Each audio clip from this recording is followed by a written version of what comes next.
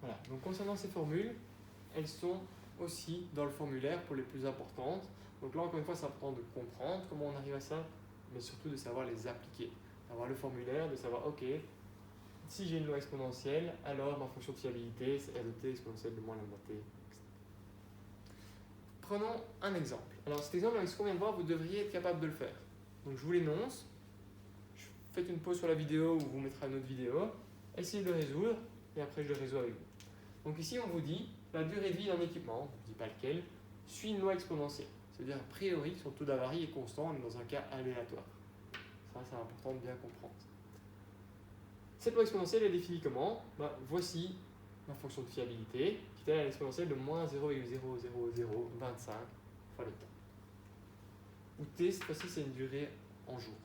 J'ai donné des exemples en heures, ça va chaque fois dépendre de ce que vous regardez, mais a priori, on espère quand même que souvent, si vous allez regarder en entreprise, ça va plutôt se compter en jours, voire en mois, voire en années. Donc, voilà. Alors, la première question, c'est déterminer la probabilité que cet équipement ait une durée de vie supérieure à 2500 jours. Et la deuxième question, calculer la durée de vie moyenne. Voilà, lancez-vous. Vous avez le résumé des formules juste ici. Réfléchissez, essayez, et puis comparez avec ma correction qui arrive maintenant.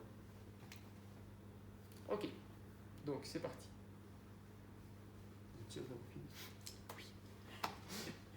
Alors, on va définir grand T, la variable aléatoire mesurant la durée de vie de l'équipement.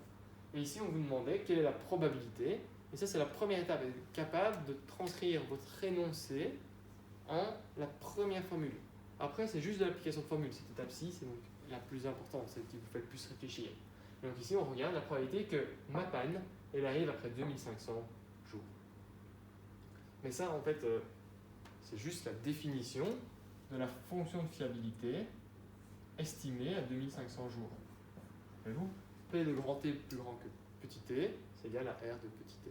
C'est juste la définition. Et donc ça revient à écrire ici, j'évalue mon exponentielle de moins 0,00025 à 2500 jours. Une fois 2500. Vous tapez ça à la calculette et vous avez une réponse que je ne connais pas par cœur. Ensuite, on peut calculer le temps moyen entre deux dysfonctionnements, entre deux défaillances.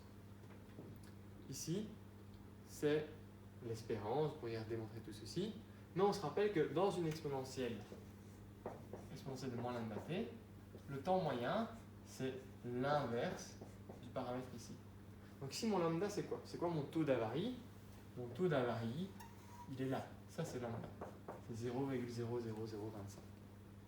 Et donc, NTBF, c'est 1 sur lambda, c'est 1 sur 0,0025. Ça, c'est 1 quart fois 10 moins 3. Un zéro en plus. C'est 4000 jours. Et un 0 en plus. Merci.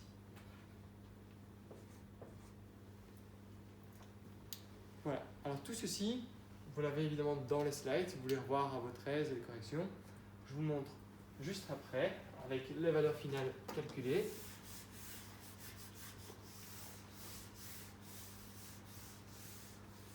Voilà.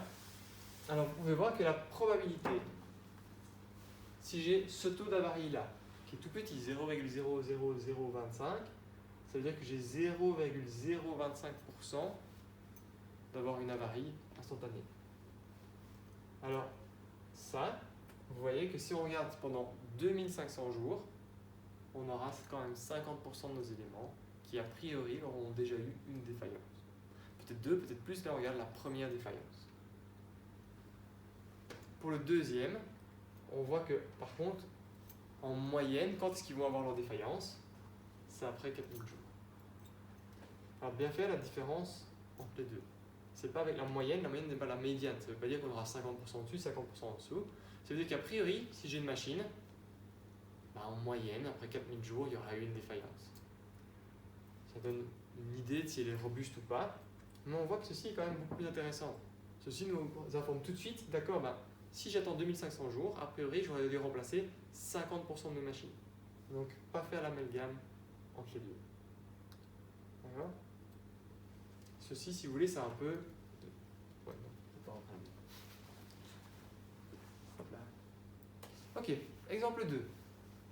La durée de vie t d'un composant suit une loi exponentielle. Donc là, encore une fois, loi exponentielle, on a un taux d'avarie constant. On vous demande de calculer la probabilité pour que t dépasse le double de son espérance. D'accord, un peu des mots compliqués. Donc, on aimerait bien calculer la probabilité pour que la durée de vie d'un composant soit 2 fois plus grande que son espérance. Voilà. En moyenne, mon composant il dure 4000 jours dans l'autre. Quelle est la probabilité pour qu'il dure 2 fois plus longtemps?